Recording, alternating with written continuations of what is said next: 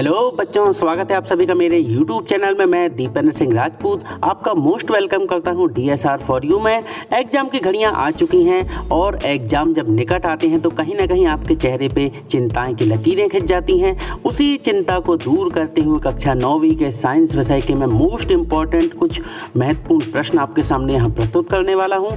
बच्चों, ये जो प्रश्न हैं ये हर बार हर एग्ज़ाम में पूछे ही जाते हैं। घुमा फिरा करके इन्हीं प्रश्नों को बोर्ड के द्वारा पूछा जाता है, चाहे वो कोई भी बोर्ड हो। हर बोर्ड में ये मोस्ट इंपॉर्टेंट क्वेश्चन जरूर कहीं ना कहीं किसी रूप में आपके लिए प्रस्तुत कर दिए जाते हैं। तो बच्चों, आइए शुरू करते हैं हमारा आज का जो लेसन है। उसमें देखेंगे कौन से प्रश्न इंपॉर्टेंट। तो क्वेश्चन नंबर 1 है सबसे पहले सही विकल्प। तो पहला प्रश्न पूछा जा रहा, पानी की कितनी अवस्थाएं होती हैं, 2, 3, 4 या 5। फिर दूसरा है समांगी मिश्रण कौन सा है, विलयन, कोलाइड, निलंबन या विलायक। फिर वेग परिवर्तन की दर को क्या कहते हैं, त्वरण कहते हैं। पोटेशियम का रासायनिक प्रतीक क्या है, NK, S या Na। फिर निम्नलिखित में से किसका आणविक द्रव्यमान अधिकतम होगा, H2O, O2, CO2 या CH4 का। तो इनके आंसर देखेंगे हम। पानी की अवस्थाएं कितनी होती हैं बच्चों, 3 होती हैं। फिर समांगी मिश्रण यहाँ पे क्या कहलाता, विलयन, 2 या 2 से अधिक द्रव्यों का समांगी मिश्रण विलयन कहलाता। वेग परिवर्तन की दर को त्वरण कहते। पोटेशियम को K से दर्शाते। और किसका आणविक द्रव्यमान सबसे अधिक ज्यादा होगा, तो वो है CO2 का। ठीक है बच्चों, अगला है तापमान का SI मात्रा क्या है। तो इसमें उत्तर है वैसे केल्विन में बता दूं, फिर भी आगे आपको आंसर मिल जाएंगे।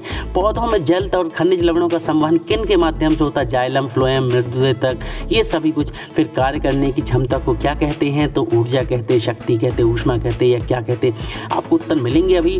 फिर निम्नलिखित में से संक्रामक रोग कौन सा नहीं है, जुकाम, एड्स, डेंगू बुखार या कैंसर। पृथ्वी के धरातल का कितना % भाग पानी से ढका है, जल से ढका है, 70%, 75। तो देखेंगे उत्तर इनके। तापमान का SI मात्रा केल्विन है। पौधों और जल में खनिज लवणों का संवहन किसके माध्यम से होता है, जाइलम के द्वारा। फिर कार्य करने की क्षमता को ऊर्जा कहते हैं।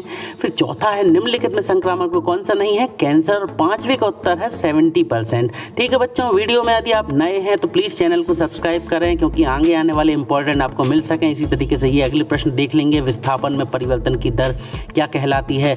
विटामिन C की कमी से कौन सा रोग होता है, वायरस से होने वाला रोग बतलाना है। शक्ति का SI मात्रा क्या है। बच्चों, मेरे चैनल में आपको बहुत ही इंपॉर्टेंट क्वेश्चन मिलते रहते हैं और अब उनकी श्रृंखला फिर से शुरू हो गई है। 2021 के लिए मैं अब लगातार आपको प्रश्न प्रोवाइड कराऊंगा। तो आप अगर नए हैं तो मेरे चैनल को सब्सक्राइब कर लीजिए ताकि आने वाले नोटिफिकेशन आपको मिल जाए। तो बेल नोटिफिकेशन भी ऑन कर दीजिएगा। तो दाब बढ़ाने पर आयतन में किसकी कमी, गैस में। विस्थापन क्या होती, वेग परिवर्तन की दर, विटामिन C से स्कर्वी और डेंगू बुखार वायरस है। और SI पद्धति में मात्रक होता है वॉट। फिर खालिस्तान, दूसरा प्रश्न। तो 2 पिंडों के बीच खालिस्तान बल लगता है कौन सा, गुरुत्वाकर्षण या संतुलित। तो गुरुत्वाकर्षण बल। 1 किलोग्राम भार कितने न्यूटन के बराबर होता, तो 9.8। कोशिका का पावर हाउस क्या कहलाता, माइटोकॉन्ड्रिया। माइटोकॉन्ड्रिया ही शरीर की पूरी क्रियाओं को नियंत्रित एवं समन्वय करता है। फिर एक दोलन में लिया गया समय क्या कहलाता है, दोलन काल या आवर्तकाल। फिर पराश्रव्य ध्वनि या पराध्वनि तरंगों की आवृत्ति कितनी होती है, 20 किलो हर्ट्ज से अधिक या 20 किलो हर्ट्ज से कम। तो इसका उत्तर है बच्चों 20 किलो हर्ट्ज से अधिक। यहाँ पे मैं आपको प्रश्न एक्सप्लेन भी कर रहा हूँ। अगर आप वीडियो आगे बढ़ाएंगे दिक्कत होगी। 25 डिग्री सेल्सियस पर जल का कौन सी अवस्था में बदल जाता है। फिर वेग परिवर्तन की दर को क्या कहते हैं, त्वरण। प्रति एकांक आयतन के द्रव्यमान को खालिस्तान कहते हैं। दाब या घनत्व। फिर किसी पिंड का विस्थापन अगर 0 हो तो बल द्वारा उस पिंड पर किया गया कार्य कितना होगा, 0 होगा या 10 जूल। फिर CFC का पूरा नाम क्या है, तो क्लोरोफ्लोरोकार्बन। उत्तर देखेंगे। पहले का उत्तर है 25 डिग्री सेल्सियस पर जल की भौतिक अवस्था द्रव होती, मतलब जल क्या होता है, द्रव रूप में पाया जाता। वेग परिवर्तन की दर को त्वरण कहते हैं। फिर प्रति एकांक आयतन के द्रव्यमान को घनत्व कहते हैं। और किसी पिंड का विस्थापन 0 हो तो उस पर किया गया कार्य भी 0 होगा। CFC का फुल फॉर्म क्लोरोफ्लोरोकार्बन है। फिर विलयन एक समांगी मिश्रण होता है। वैश्विक ऊष्मीकरण के लिए उत्तरदायी गैस कौन सी है, ऑक्सीजन, कार्बन डाइऑक्साइड। फिर ओजोन परत में क्षय के लिए मुख्य कारक यौगिक क्या है, CFC या हाइड्रोजन क्लोराइड। पौधों की जड़ें मृदा अपरदन को क्या करती हैं, बढ़ाती हैं या रोकती हैं, सीधा सा बात रोकती हैं। फिर किसी वस्तु का खालिस्तान सभी स्थानों पर एक समान रहता, क्या रहता, भार या द्रव्यमान। भार द्रव्यमान में अंतर भी आता है। प्रश्न मैं आपको बाद में प्रोवाइड कराऊंगा, अभी इंपॉर्टेंट ये ऑब्जेक्टिव है, देख लें। विलयन एक समांगी मिश्रण है। वैश्विक ऊष्मीकरण के लिए CO2 है जिम्मेदार। ओजोन परत में क्षय का कारण CFC है। पौधे क्या करती हैं, मृदा अपरदन को रोकती हैं। और द्रव्यमान सभी जगह एक समान रहता। अब आ गया प्रश्न तीसरा, सही जोड़ियाँ। एड्स के सामने आपको क्या मिलाना है, विषाणु है, बैक्टीरिया, वॉट या फंगस, कवच, ये जो कुछ भी। टीबी के बारे में, त्वचा रोग बताना, गतिज ऊर्जा बताना, शक्ति का SI मात्रक क्या होता है। इनके आंसर देखिए सीधे सीधे मैंने यहाँ आपको आंसर भी प्रोवाइड करा दिए हैं, तो आपको परेशान होने की आवश्यकता नहीं, सीधे याद कर लीजिए। एड्स एक विषाणु के कारण फैलती है। एड्स एक ऐसी बीमारी है जिसमें विषाणु जब उत्तरदायी होता है। टीबी बैक्टीरिया से। त्वचा रोग क्या है, फंगस या कवक, गतिज ऊर्जा 1/2 mv²। फिर शक्ति का SI मात्रक क्या होता है, वाट होता है। अगली जोड़ी देखेंगे हम। ये है 1 मोल क्या होता है, 1 मोल का मान क्या होता है, दाब का मात्रा क्या होता है, पराध्वनि तरंग क्या है, जूल क्या है, टीकाकरण क्या है। तो जैसे 1 मोल का उत्तर होगा 6.022 × 10⁻23। दाब का मात्रा क्या है, पास्कल। वायु दाब को बैरोमीटर में नापा जाता है और दाब की इकाई क्या है, दाब नापने की, पास्कल। पराध्वनि तरंगें कौन सी, सोनार तरंगें। चमगादड़ अंधेरे में अपना शिकार किससे ढूंढती हैं, सोनार तरंगों से। फिर जूल, 1 जूल बराबर क्या होता है, न्यूटन × मीटर। टीकाकरण की खोज एडवर्ड जेनर ने, ठीक है, एडवर्ड जेनर ने टीकाकरण की शुरुआत की थी, इसकी खोज की थी सबसे पहले इन्होंने, ठीक है।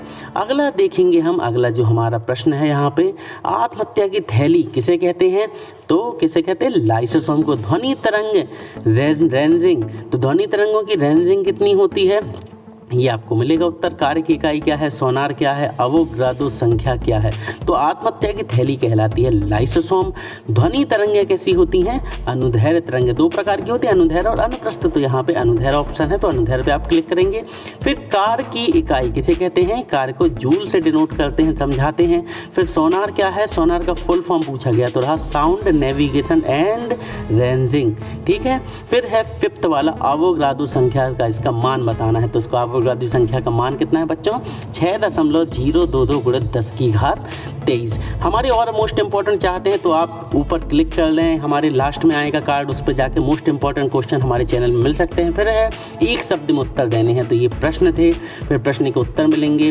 दूसरा है जैसे 1 किलोवाट घंटे में कितने जूल होते, CFC का रासायनिक सूत्र बताना है। चंद्रमा की सतह पर तापमान कितना रहता है, ग्रीन हाउस गैस का उदाहरण देना। पहला प्रश्न का उत्तर है, इसका SI मात्रक क्या होता है, मीटर/सेकंड² होता है। फिर 1 किलोवाट घंटे में 3.6 × 10⁻6 जूल होते हैं। फिर है क्लोरोफ्लोरोकार्बन का रासायनिक सूत्र क्या है, CFC, 0 से 190 डिग्री सेल्सियस। और ग्रीन हाउस गैस क्या है, carbon dioxide green house gas है। अगले प्रश्न की ओर बढ़ेंगे हम। IUPAC का फुल फॉर्म बताना है, दाब की परिभाषा देनी है, ध्वनि तरंगें किस प्रकार की तरंगें होती, विषाणुजन्य 2 रोगों के नाम और ओजोन का रासायनिक सूत्र। तो IUPAC का फुल फॉर्म क्या है, international union for pure and applied chemistry. दूसरा है दाब को प्रति क्षेत्रफल की दृष्टि मात्रा के रूप में परिभाषित किया गया है। फिर तीसरा है हमारा जो प्रश्न, उसका उत्तर देखेंगे, ध्वनि तरंगें कैसी होती हैं, अनुदैर्घ्य तरंगें होती हैं। फिर से वही आ गया अनुदैर्घ्य अनुप्रस्थ से रिलेटेड। फिर चौथा है विषाणुजन्य 2 रोगों के नाम, तो नोवल कोरोना वायरस अभी जो फैल रहा है वो, और एड्स। फिर 5वां है ओजोन का सूत्र O3।